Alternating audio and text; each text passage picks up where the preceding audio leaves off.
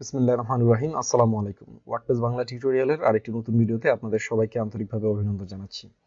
আজকের ভিডিওতে আমরা শিখব কিভাবে ওয়ার্ডপ্রেসে কোনো পোস্টের জন্য ক্যাটাগরি ক্রিয়েট করতে হয়। সো আপনারা যদি লক্ষ্য করেন আমার ওয়েবসাইটের ভিতরে প্রত্যেকটা পোস্ট একটা ক্যাটাগরিতে রয়েছে, ঠিক আছে? যেমন আপনি ক্যাটাগরি সেকশনে যদি আসেন আমাদের এখানে অনেকগুলো ক্যাটাগরি পাবেন। On page SEO, of page SEO, affiliate marketing, WordPress theme customisation, tech news, blogging, এরকম অনেকগুলো পোস্ট ক্যাটাগরির পাশে আপনি দেখছেন কিছু সংখ্যা রয়েছে। এই যে দেখেন অ্যাফিলিয়েট মার্কেটিং ক্যাটাগরিতে যদি আমি সিলেক্ট করি তাহলে 23টা আর্টিকেল রয়েছে আমার অ্যাফিলিয়েট মার্কেটিং ক্যাটাগরি নিয়ে। সো আপনি কিভাবে কোনো পোস্ট ক্রিয়েট করে সেই পোস্টটাকে বিভিন্ন ক্যাটাগরিতে কি করতে পারবেন, নিয়ে আসতে পারবেন। যেমন আপনি যদি এই পোস্টটা দেখেন অ্যামাজন অ্যাফিলিয়েট মার্কেটিং এর পলিসিগুলো কি কি, তো এখানে আপনি হয়তো লক্ষ্য করবেন যে এই যে দেখেন আমাদের ওয়ার্ডপ্রেস যেই দিন আমরা এই পোস্টটা পাবলিশ করেছিলাম সেই ডেটটা এবং সাথেই রয়েছে কি ক্যাটাগরিটা, কোন ক্যাটাগরি, অ্যাফিলিয়েট মার্কেটিং ক্যাটাগরি। হ্যাঁ, এছাড়া আপনি যদি আমার ওয়েবসাইটের ক্যাটাগরিগুলো দেখেন, এরকম দেখেন অনেকগুলো ক্যাটাগরি রয়েছে এখানে ক্রিয়েট করা, এবং সেই ক্যাটাগরির ভিতরে বিভিন্ন কাউন্ট রয়েছে। দেখেন স্ল্যাগ একটা অপশন রয়েছে, ডেসক্রিপশন, স্ল্যাগ, কাউন্ট। হ্যাঁ, এই চারটা বিষয় থাকে একটা ক্যাটাগরিতে। এখন আমরা শিখবো কিভাবে আসলে এই ক্যাটাগরিগুলো বিল্ড করতে হয়। তো আমরা চলে গেলাম আমাদের যে ওয়েবসাইটের মাধ্যমে আপনাদেরকে আমরা ওয়ার্ডপ্রেসের বিভিন্ন বিষয়গুলো দেখাচ্ছি সেই ওয়েবসাইটটাতে, সেটা হচ্ছে বাংলাখবর.com। তো এটা একটা ডেমো ওয়েবসাইট। এই ওয়েবসাইটটা আপনাদেরকে দেখানোর জন্য, আসলে প্রত্যেকটা অপশনগুলো আপনাদেরকে শেখানোর জন্য, বোঝানোর জন্য এই ওয়েবসাইটটা আমরা ব্যবহার করছি টিউটোরিয়াল পারপাসে। সো আমরা যদি একটু নিচের দিকে আসি, এখানে দেখেন যে পোস্ট অপশন, যে যদি আপনি দেখেন একটু পোস্ট অপশন থেকে আমরা যদি একটু নিচের দিকে আসি, যে ক্যাটাগরি নামক একটা অপশন রয়েছে। সো আমরা ক্যাটাগরি অপশনে কি করব, ক্লিক করব। ক্যাটাগরি অপশনে ক্লিক করার পর আমাদের এখানে দেখেন আমাদের এখানে ফিচার আনক্যাটাগরাইজ। তা আপনি হয়তো গত আগের ভিডিওতে যারা দেখেছেন তারা হয়তো লক্ষ্য করেছেন যে আমরা একটা পোস্ট ক্রিয়েট করেছিলাম, কিন্তু সেই পোস্টে আমরা কোনো ক্যাটাগরি মেনশন করিনি। এই যে দেখেন best Amazon affiliate WordPress theme, এই পোস্টটা আমরা গত আগের ভিডিওতে আপনাদের দেখিয়েছিলাম কিভাবে পোস্ট পাবলিশ করতে হয়। তো সেখানে আমরা কিন্তু দেখেন কোনো এই যে আনক্যাটাগরাইজ, মানে আমি যদি কোনো পোস্টকে ক্রিয়েট করার সময় যদি ক্যাটাগরি সিলেক্ট করে না দিই, সেটা বাই ডিফল্ট আনক্যাটাগরাইজ পোস্ট হিসেবে কি করবে, পাবলিশড হয়ে যাবে। সো যে কারণে আমাদের এই পোস্টটা কিন্তু স্পেসিফিক কোনো ক্যাটাগরিতে এসে কিন্তু কেউ খুঁজে পাবে না। তাই আমরা কি করব, প্রত্যেকটা পোস্ট একটা ক্যাটাগরির আন্ডারে নিয়ে আসবো। তো ধরা যাক আপনি এখানে যদি কোনো ক্যাটাগরি তৈরি করতে চান, প্রথমে একটা ক্যাটাগরি নেম দিবেন। দেন এখানে স্ল্যাগ মানে হচ্ছে ইউআরএল, বা আপনার যে ক্যাটাগরির যে অ্যাড্রেসটা, সেই অ্যাড্রেসটা। যেমন আপনি আমাদের হয়তো এই পোস্টটা লক্ষ্য করলে দেখবেন যে আমাদের website name slash category affiliate marketing, এটা হচ্ছে এটা স্ল্যাগ, ঠিক আছে? মানে হচ্ছে কি পার্মাল লিঙ্ক। এটা ক্যাটাগরির আন্ডারে অ্যাফিলিয়েট মার্কেটিং ক্যাটাগরিতে এই পোস্টটা রয়েছে। ঠিক একইভাবে আপনার এখানে একটা স্ল্যাগ তৈরি হবে। আপনি যদি এখানে কোনো কিছু আপনার দিতে হবে না, আপনি যদি এখানে বাই ডিফল্ট জাস্ট কি করেন, অ্যাড নিউ ক্যাটাগরিতে দেন, তাহলে অটোমেটিক এখানে স্ল্যাগটা আপনার এই নেম থেকে নিয়ে নিবে। তো ধরলাম আমরা এখানে অ্যাফিলিয়েট মার্কেটিং নামে একটা ক্যাটাগরি তৈরি করছি।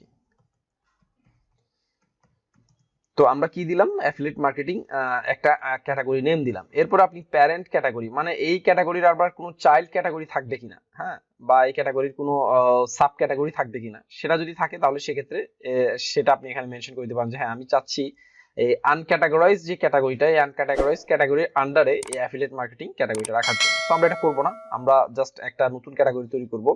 তো অ্যাফিলিয়েট মার্কেটিং, এখানে ডেসক্রিপশন যদি দেন তাহলে আপনার এখানে একটা ডেসক্রিপশন থাকবে। তবে এই ডেসক্রিপশন ক্ষেত্রে আমি বলবো মাস্ট বি আপনি ডেসক্রিপশন ইউজ করবেন, তাহলে যেটা হবে সেটা হচ্ছে আপনার এই ক্যাটাগরিটা এসইওর ক্ষেত্রে আপনি একটু বেনিফিট পাবেন, ঠিক আছে? সো যখনই নতুন কোনো ক্যাটাগরি তৈরি করবেন সাথে সাথে কি করবেন, ডেসক্রিপশনটা এখানে দেওয়ার ট্রাই করবেন। দেন আমরা অ্যাড নিউ ক্যাটাগরি হিসেবে কি করব, এখানে ক্লিক করব। ক্লিক করলে আপনি হয়তো লক্ষ্য করেছেন যে আমাদের এখানে কিন্তু অ্যাফিলিয়েট মার্কেটিং নামে একটা ক্যাটাগরি তৈরি হয়ে গিয়েছে। এখন আমরা যে পোস্টটা ক্রিয়েট করেছিলাম আমরা সেই পোস্টে যাব। আমরা অল পোস্টে যদি যাই, আমাদের ওয়েবসাইটে দুইটা পোস্ট আছে, একটা হচ্ছে ওয়ার্ডপ্রেসের বাই ডিফল্ট পোস্ট, আর একটা হচ্ছে আমরা যেটা তৈরি করেছিলাম। তো আমরা সেটা কি করলাম, কুইক এডিটও দিতে পারেন, আবার এডিটও দিতে পারেন। সো আমরা এডিটই দিচ্ছি।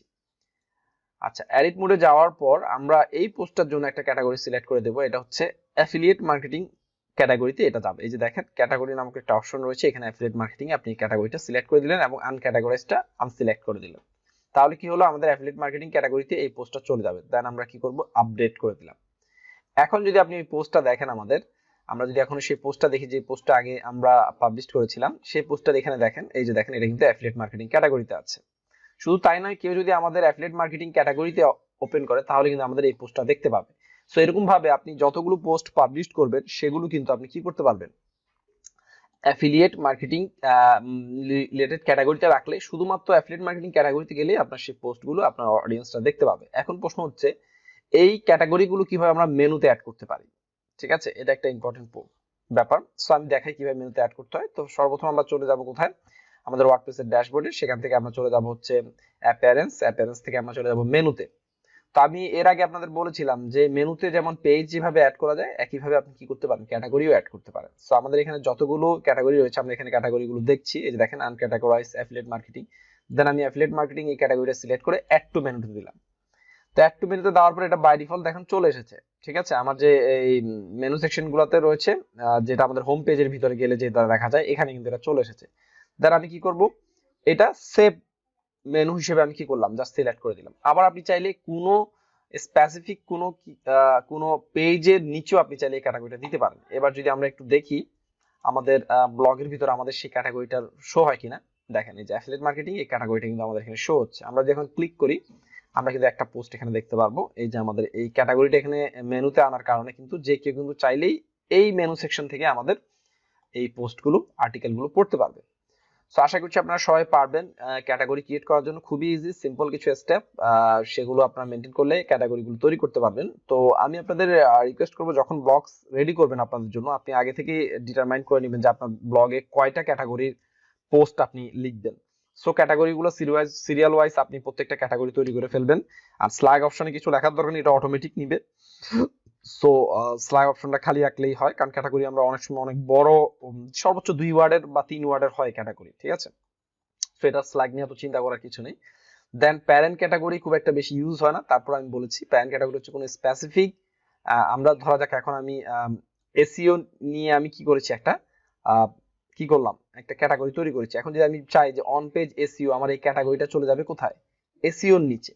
এসইওর প্যারেন্ট ক্যাটাগরি হিসেবে কি থাকবে, অন পেজ এসইও, তাহলে জিনিসটা আরো সুন্দর হলো। সো সেই জন্য আমরা প্যারেন্ট ক্যাটাগরিগুলো ব্যবহার করব।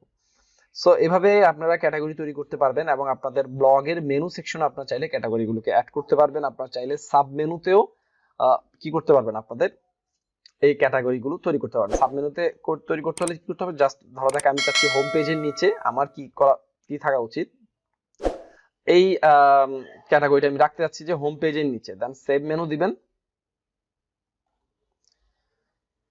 দেন আমরা কি করব, প্রিভিউ অপশনে দেখবো যে আমাদের এটা হোম পেজের নিচে আমাদের এই ক্যাটাগরিটা গিয়েছে কিনা। দেখেন এই যে হোমের নিচে কিন্তু আমাদের এই ক্যাটাগরিটা চলে এসেছে, অ্যাফিলিয়েট মার্কেটিং।